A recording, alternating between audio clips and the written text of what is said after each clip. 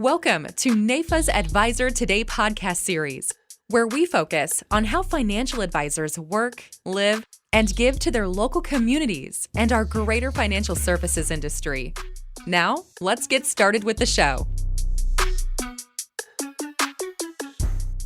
Hello, everybody. Welcome to today's Advisor Today podcast, where we like to live, work, and give. Today, I'm joined with Ike Trotter, a legend in the world of NAIFA, and we're going to learn more about him. And today's podcast is actually brought to you by the Advisor Today magazine. And we're going to talk a little bit about that as well today with Ike, because he knows a thing or two about our print magazine and whatnot. So we're excited to have Ike here today. He's one of our absolutely loyal members coming out of Mississippi. So Ike, welcome. Thank you, Suzanne. So good to be with you. So we have a number of topics that we can talk about, Ike.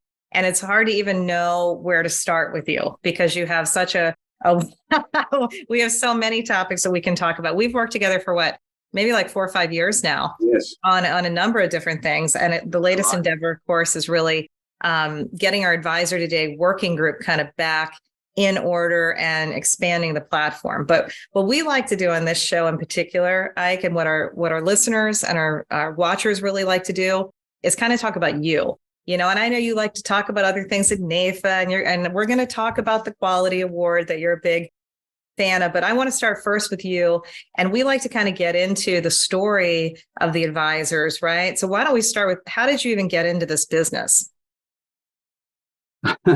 Well, I got into the business because I'm a life insurance brat. My father was very active for years and years in the life insurance business. He coming home after World War II, he finished his education. He started out in banking, didn't like it very well, and he found that the life insurance was much more of a creative type of business for him to go into. So he got into it, and he spent his entire career in the life insurance business. So as I was growing up, I always knew that my dad had always encouraged me to consider it.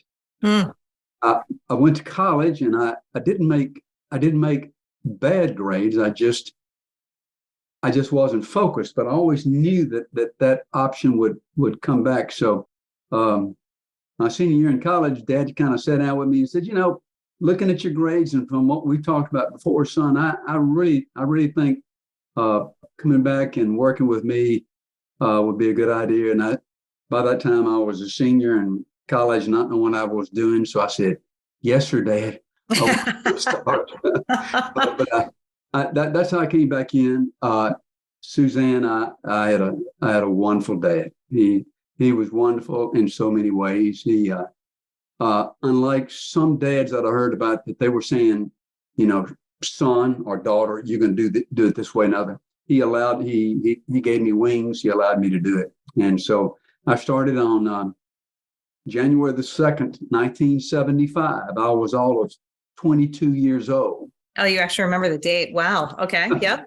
And that's how I started. And I would like to say my career is kind of broken up into 3 parts. And but the first part started on January the 2nd, 1975.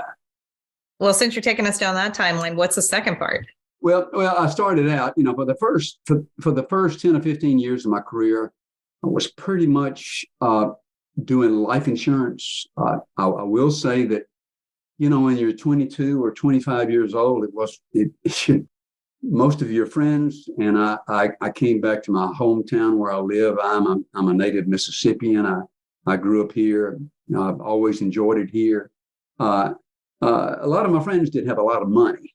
Mm-hmm. So those early years were kind of struggling years. I helped subsidize my income somewhat by doing medical insurance, which is very important because a lot of my friends, maybe they weren't married, but they might have a need for health insurance or disability coverage. So that worked out real well.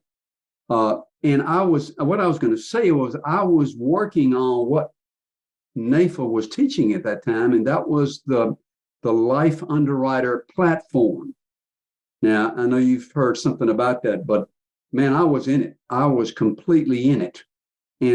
But by the end of of that first third of my career, it was starting to just not resonate very well.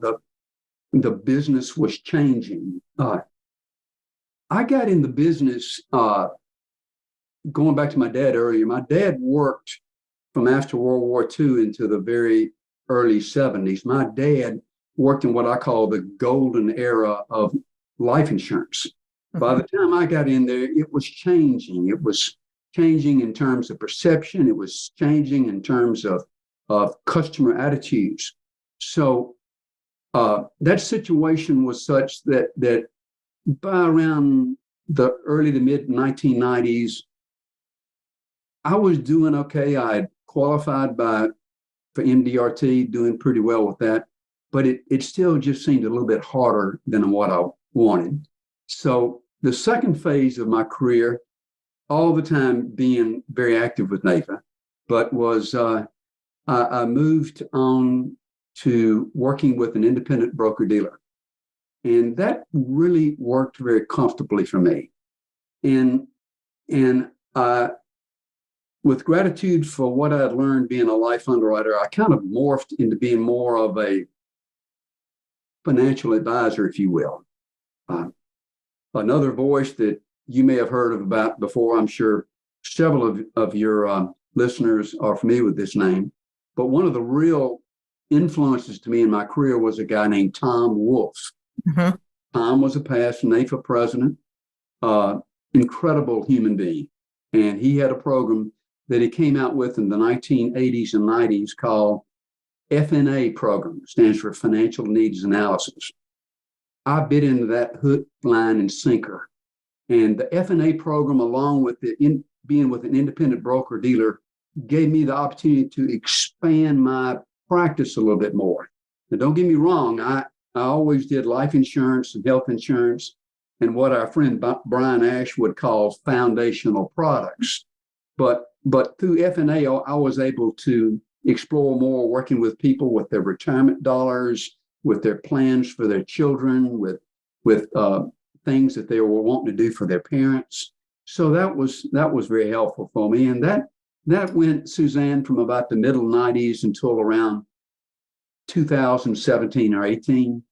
By that time, as my hair was starting to get grayer and grayer, I decided that I needed to find some type of succession to my business. I had a very pleasant experience merging my investment practice with the community bank. And by that time, worked real well.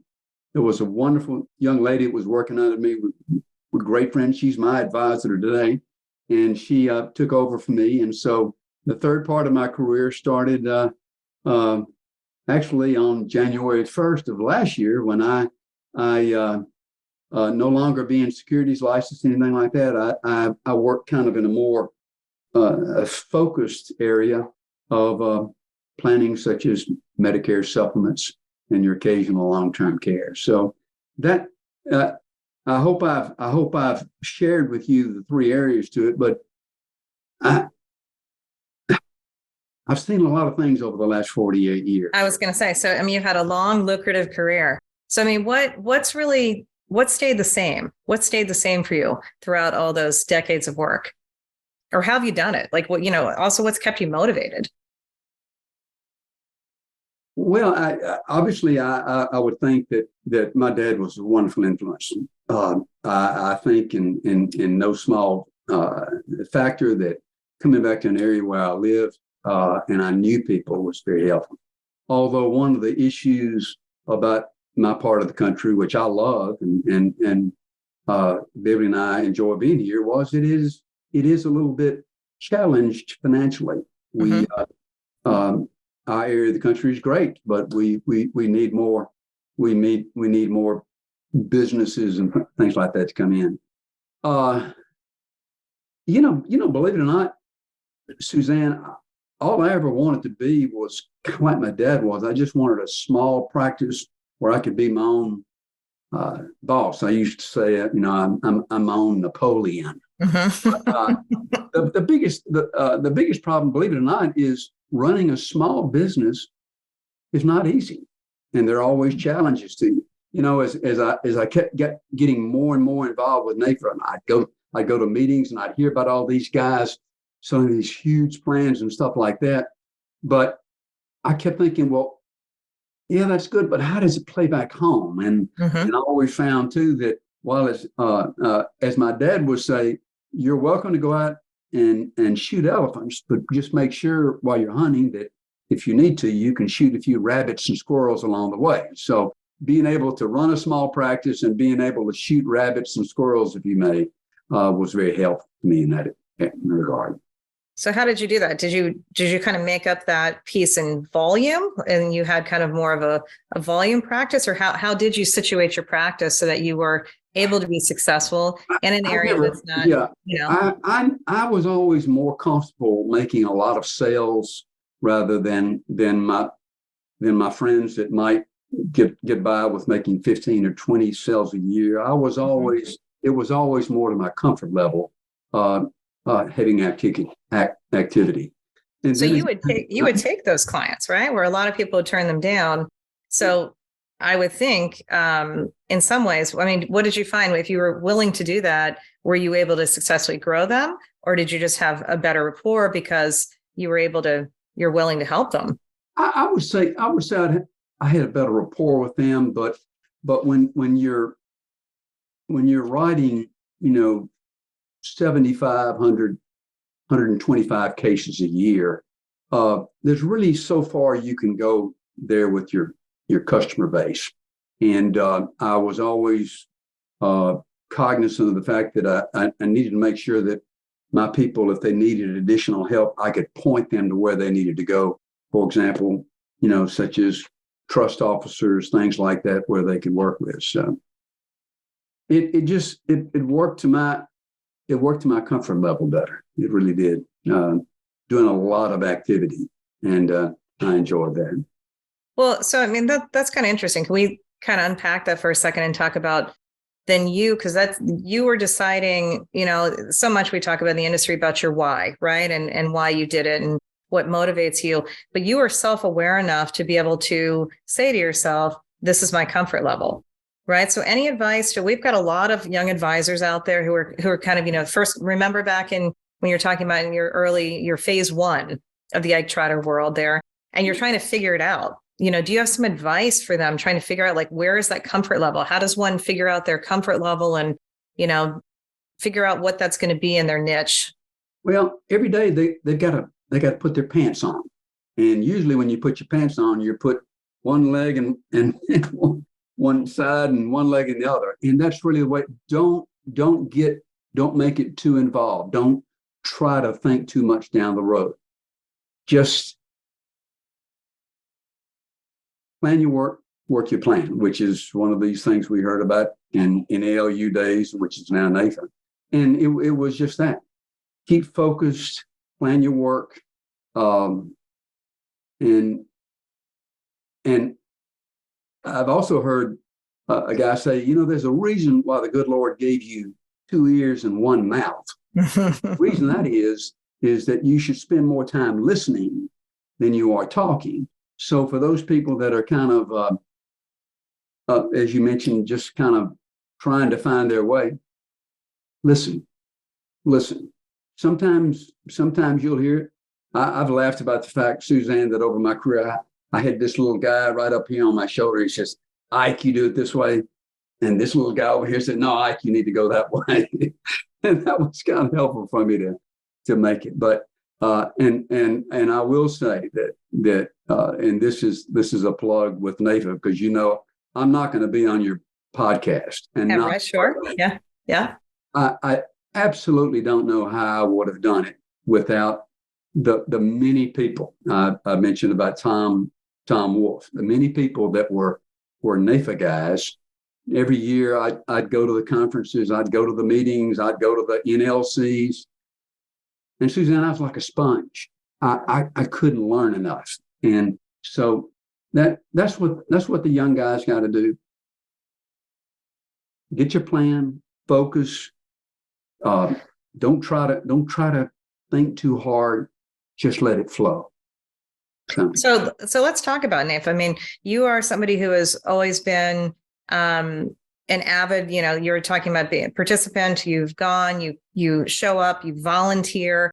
A lot of people say, I don't know, like, we hear it all the time, what's my immediate return on investment, right? What's in it for me, right? And maybe that was great back in the day, Ike, but how is this relevant for me today? Time is money, right? Why should I be part of this professional association? Well, let me go back 48 years to start with. There was a lot of change going on in the business when I got in. First company I ever started with, I'm very active with it. I was the National Rookie of the Year in 1976. But that company got bought out. And then I was working with some other companies. The fit wasn't right. And then I was with another company that I sort of liked in 1990s, and they got bought out. So NAIFA was always the place that I came back to. It took on a life not only as a professional association for me, but in a lot of ways it was like a company, because I knew every year that when I went to NAIFA, I would be meeting people from across the fruited plain. Everybody and I saw that they were just like me. They had the same issues. They had the same concerns. They needed that help. But going to these meetings and listening to the speakers and seeing there and thinking, hey, they're doing it. I can do it too. Suzanne, I enjoy here in my area. I've always loved doing community theater. It's a lot of fun. It's a nice kind of pastime for me. And there's a great saying in the theater business, and that is, will it play in Peoria? And that is the fact that years ago, that when Broadway companies were not sure if that play that they'd spent a lot of money on, probably hucked their house to get the play going, they would play it over in Peoria. Would it work? So when I went to NAIFA meetings and I was listening to all these guys, I was thinking, well, will this play in my Peoria? And my Peoria was small town Mississippi. It was Greenville. It was those areas like that. And once again, being around these guys, and I can go from Tom Michael on back. You just tell me how many I can talk about, and I can talk about them all. But their influence was just legendary. It was more than a professional association. It is more than a professional association. Well, you bring up a really good point. It's nuanced, but I want to touch on it a second. This is just my own small little, 5-year view in NAIFA, which is that a lot of times I've seen that maybe in good times, everybody's making money. They're feeling like they've got all the education they need, et cetera.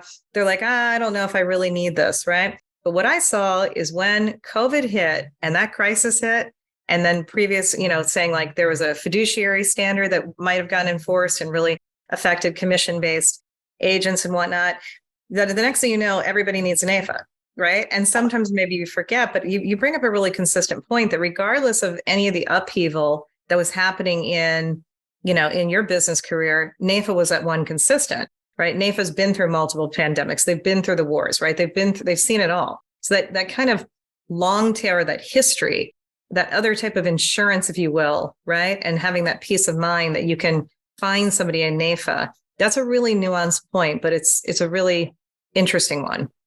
Can I expand on that just for a second too? I was out in Salt Lake City on September the 11th, 2001 at a NAIFA conference.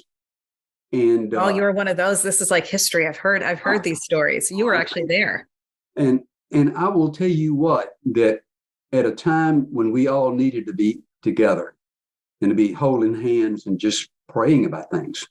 Yeah. The NAIFA family came together. I can tell you people like Bob Nelson, Randy Kilgore, people like that. Those guys held our group together at a time when people were scared to death about what will happen. So NAIFA has not just only affected my career, it's affected my life. I feel that I'm a lot better person because of what this association is. And oh, Suzanne, I could go on and on. Well, we call part of that aspect the NAIFA family, and there's a lot of truth to that, right? I mean, we really do come together well when whether it's natural disaster or somebody like you. We were just saying, I just lost my father, and the amount of people that reach out and just understand, of course, that death process on top of it. It's incredible, right? And so I think that because there are so many people within the community that work in both health insurance and also life insurance, my theory in watching all of you for these years is there's also an exuberance for life, right? So there's like a zest for life, and you really, really appreciate it, and you don't take a lot of stuff for granted. And there's a lot of positive, very positive attitude. Yes. But I do want to come back to one thing. So are you actually saying, because I didn't know this about you, I knew that you were a community and a theater buff, but you're saying, are you actually performing in community theater too? I've done it over the years. I did not know that. I did not know that. Well, I never was very good at basketball, Suzanne. Like Chris. I enjoy it. I enjoy that. We have a very active community theater here. It's a nice kind of outlet, and I like it very much. So give me some performance tips you can give to other advisors that maybe you've learned on stage or you've learned through your long-term career in working with clients to help with that building rapport and building the trust, maybe getting them to listen and putting them into a posture where they're talking and you're not. You got to get on the wavelength. You've got to be able to kind of peel the onion back a little bit and say, listen, I'm here to help you. Oh, yes, I do make a commission if you buy this product from me, but that's really not what the discussion is today.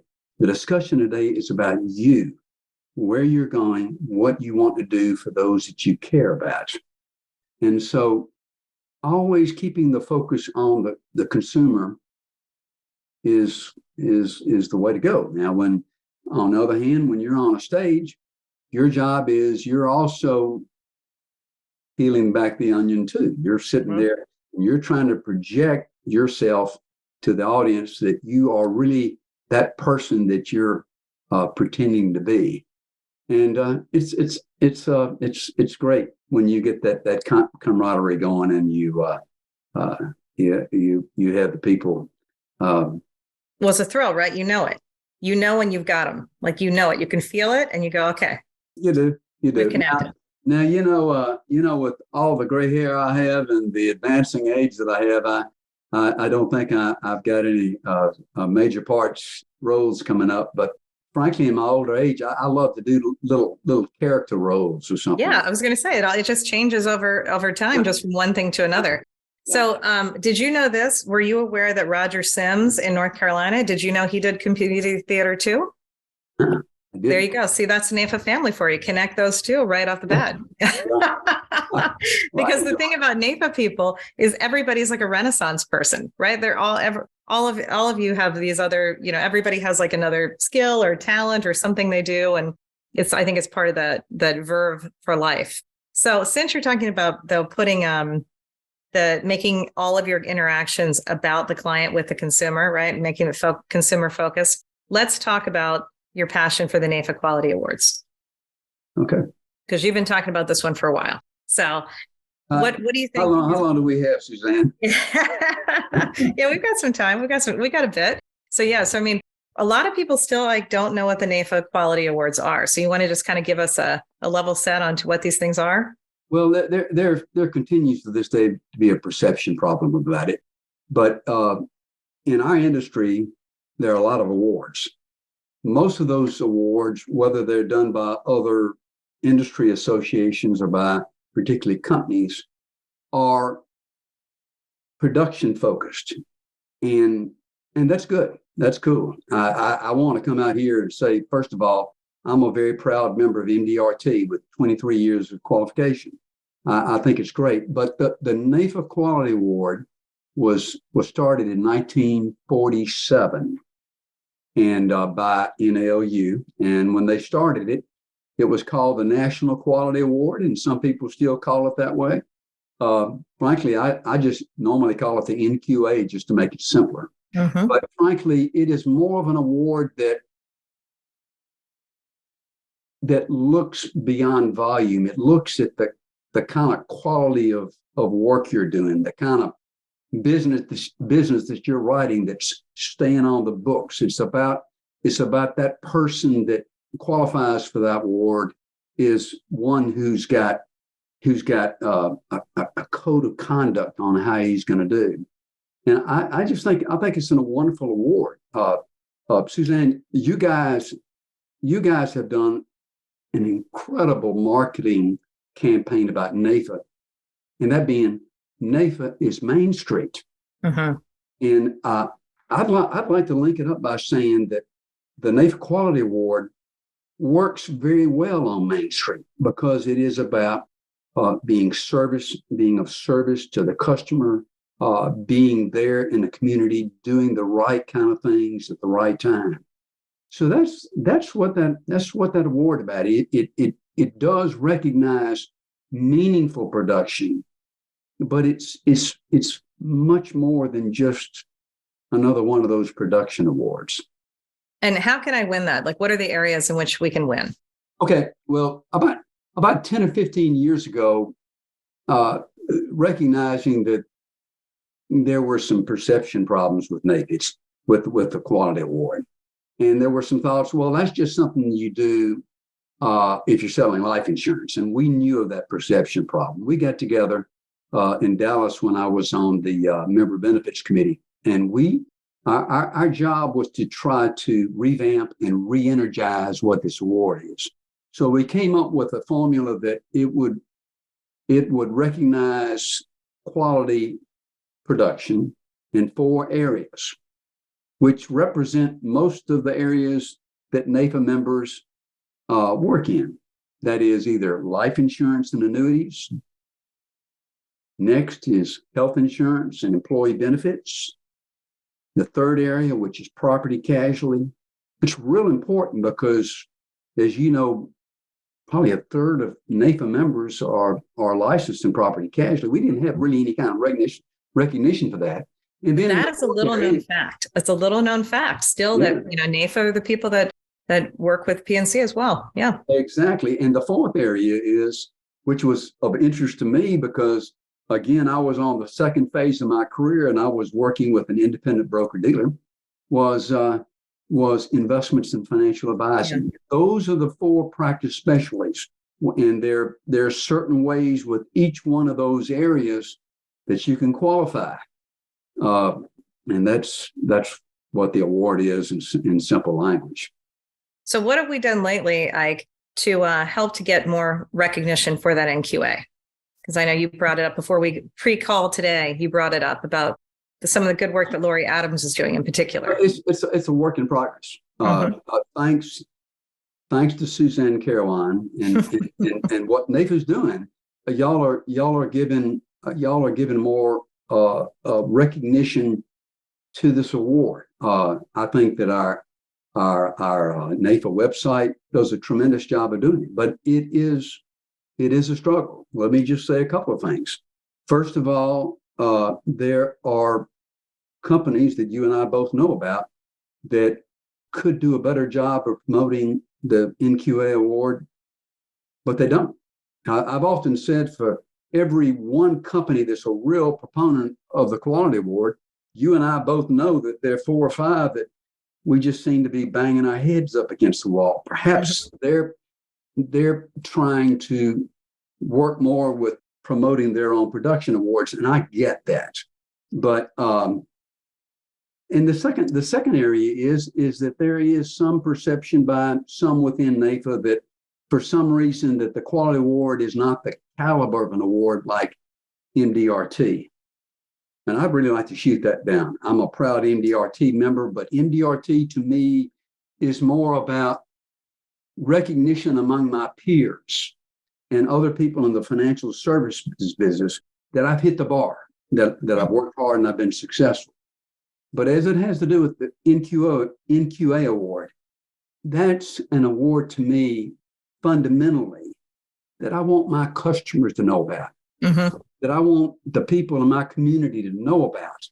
when I'm spending money to advertise, I want them to see that I'm a quality award winner. Just like Better Homes and Gardens, I've got a seal of approval. And if I may, real quickly, I talked to you about this.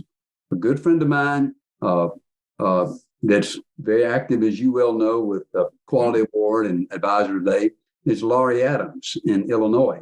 Laurie and I are friends together on social media, and she put out this piece not too long ago, and it shows. Hold it up a little higher. There you go. There we go. Yep, there you go. And it shows the NQA recognition winner for 2022.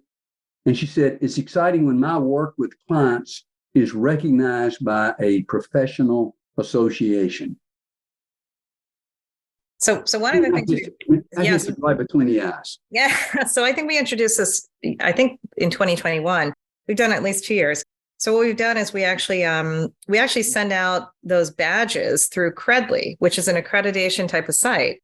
And then the recipients can receive it, and they have to get it, basically renewed each year. And then we actually put it also on the Find an Advisor website that we have on our consumer site.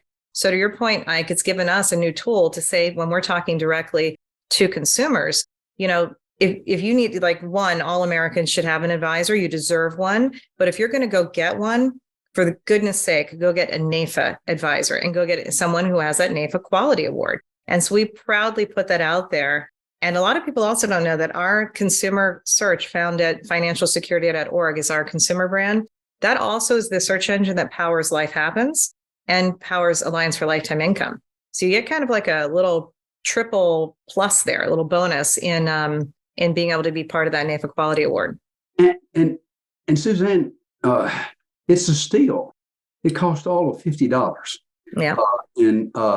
But to me, it links so well with the hard work that you guys are doing with NAIFA. And I just hope that we can continue to beat the drums, get this going. We're talking about Main Street here. And I just think it's a great award. I just think it's a great award. Do you remember what, so I don't know if you have it right handy, Ike, but we did a full article on it when we brought back Advisor Today in print. So for many years, Advisor Today only went to a digital version. We were able to bring that back in print for the last, I think, 7 editions. And so we did do a big spread on that to try it with you, I might say, as kind of the cover spread to talk about this award when your passion of it.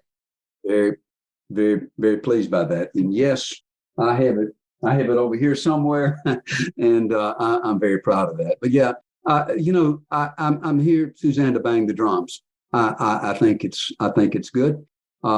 It's about quality, and I think for the younger people to see what this award can be, they're missing the ball if they don't do it. To your point, it's another piece of publicity. It's another piece of promotion. Yeah, yes. I've yet to ever meet a financial advisor. An agent says, no, I don't need any more clients, no more prospects, too many, right? I don't need any sort of additional press on this. And I also serve on NAIFA's finance committee. And I will tell you, it's a wonderful form of non-dues revenue for our association. Just imagine what it would be like, and I don't have to tell you this, that if we had 4,000 to 5,000 members who could easily qualify for this award. Mm-hmm. Imagine what that would do for what Kevin would like to see with non-dues revenue. So I think it's a great.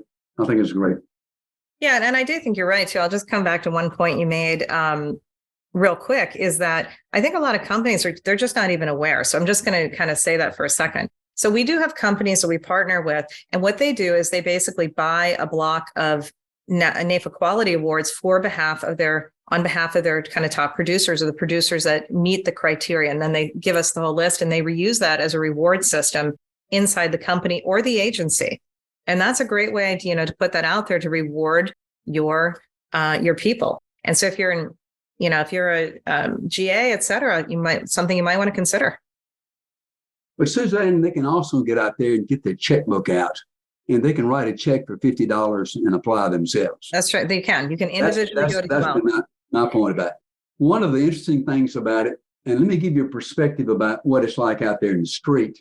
When I moved over to the bank, doing the investments through the bank, like I said, it was a great experience. The only distasteful situation I had to it is that for some reason, the broker dealer that I had gone with, they didn't recognize the NQA. And they sent me a list of advisors that, a list of things they would approve. And one of them was Barron's Magazine. Now, I've got to confess to you that there are not a lot of guys in Greenville, Mississippi, or in South Dakota, or New Mexico, or maybe even in Maryland that make Barron's Magazine. Yeah, true. And they're completely losing the point here. It is not about that elite type of award. It's simply about linking in a person with a great organization where they're able to be awarded for quality work. And I fussed with them about it. I never really won that battle. But actually, one of the years when I was with that group, I actually was able to qualify on another practice specialty, which was health insurance and employee benefits, because I also had some business going on with there. So I figured out a way to. There you go. You still had a way. Still had a way. Well, if my co-host Chris Gandy was here, we would now move to the lightning round, but I'm just going to have to continue without him. So we're going to go to our fun lightning round. So I pointed this as just first thing that comes to mind, right? And there's no wrong answers. So I've been looking forward to it. This is what kept me up last night, Suzanne. So probably you know some of the things I'm going to hit, but let's go first. Best mentor you've ever had? That's what? Mentor. My dad. I love you. Oh, that's wonderful. Wonderful. But there were a lot in NAIFA. Like I said, you can go from Tom Michael and go back that way. Tom Wolf, David Woods, who was a NAIFA CEO. Gosh, wonderful guys. You had. I was thinking about you've had Paul Doherty. Yep. He's the gentleman of NAIFA. Previous guest. Brian Ash. Yeah. Gosh, I wish I could be like Brian Ash. You say that all the time. I'm telling you. I'm telling you. And his hair even looks pretty. He does. He's got great. You've got great hair too, Ike, but he also has great hair. He's got some great hair. Okay, I'm sorry. But that's kind of one of the things about being part of NAIFA too. All y'all have great hair. All have great clothes. Take care of yourselves, right? Always on point. Always fresh. Everybody's always looking fresh. All right. Shut up, Trotter. Favorite food. Favorite food. I love seafood gumbo. Seafood gumbo. Nice. Okay. I'm a Southern boy. You're a Southern boy. That's right. We're not far from the coast. So I love seafood gumbo. And I've already instructed Beverly that my last meal, like when Jesus, had his last meal with, was my last meal will be a plate of oatmeal raisin cookies. So that's I love oatmeal raisin cookies. The piece de resistance for you is the oatmeal raisin cookie. With you like the cinnamon when they have it in there, or no cinnamon? I like cinnamon in the cookies. Yeah, I like it. Yeah, that's a good. I'm going to ask this one. Favorite sports team? Ole Miss. Die Hard. Hotty toddy. I'm an Ole Miss rebel. I love them. They're great. By the way, I've had several NAIFA people down to Ole Miss games. Terry Headley was with me in 2014 when we beat Alabama.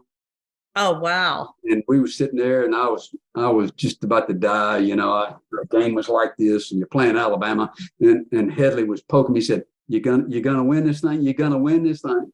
So Ole Miss Rebels. Our theme there, it may be true, maybe at Maryland, you went to Tulane, I know. Yep. But at Ole Miss, we don't win every game, but we never lose a party. That's probably where we should end, right on that note, because that sounds like NAIFA too. Right? Don't win every fight, but we win in the long run. That's great. Last things you want to say, Ike, for the good of everybody listening today? Any last words you want to say?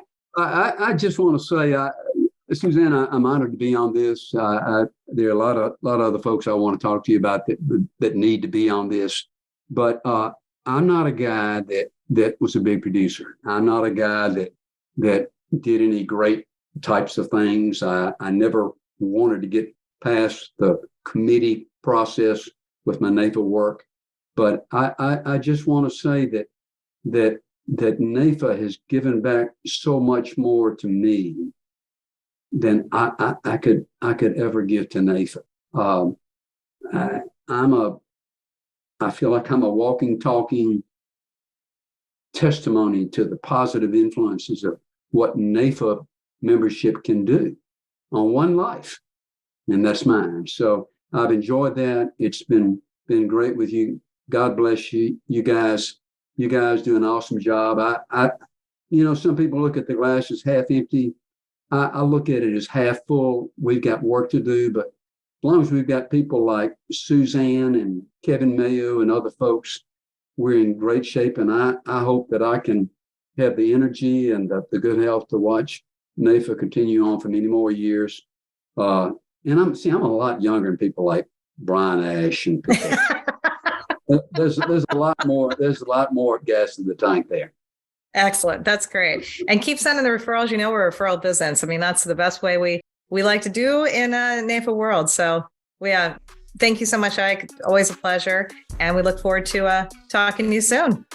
Everybody take care.